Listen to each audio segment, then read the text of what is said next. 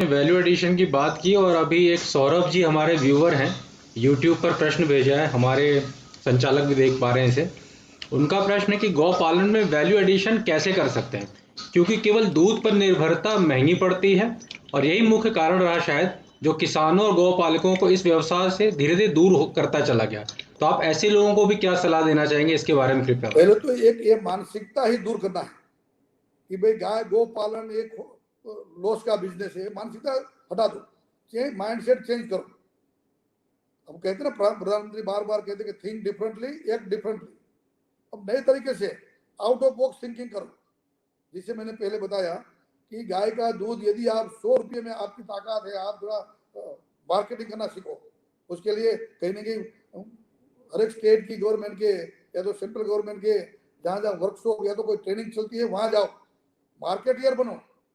आराम से 100 रुपये में आपका दूध कैसे बिक सकता है वो देखेंगे, तो ये करो। इसके कारण आप मुनाफे में आ जाओगे।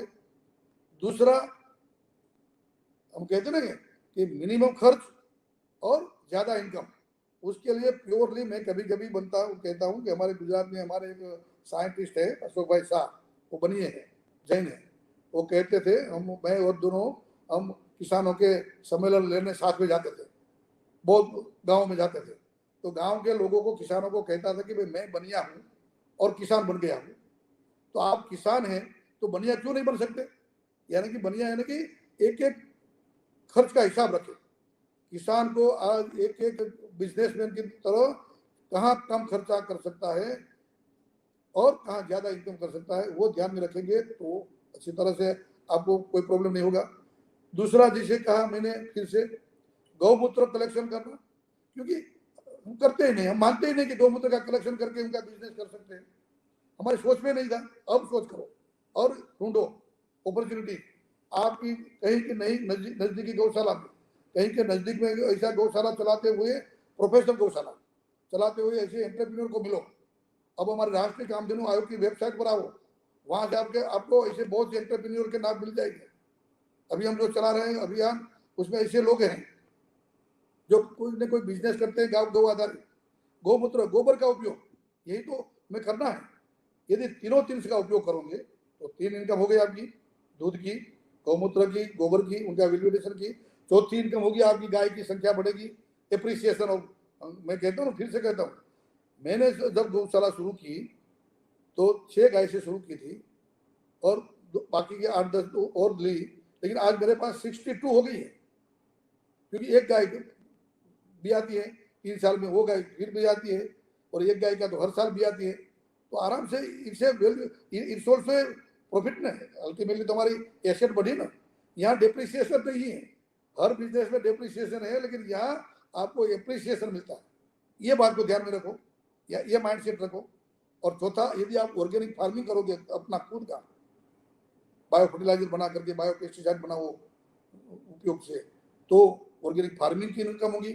उसमें भी लोग आज, आप गेहूं, चना, आटा कोई भी कहोगे कि प्योर रियल में ऑर्गेनिक है, ऑथेंटिक है, तो उनका ज्यादा दाम देने के लिए लोग तैयार हैं। अच्छे अच्छे गन्ना मैं देखता हूँ, ऑर्गेनिक वाले को अच्छा दाम मिलता है गुड़ का। तो ये भी एक तरीका है इनकम बढ़ाने का।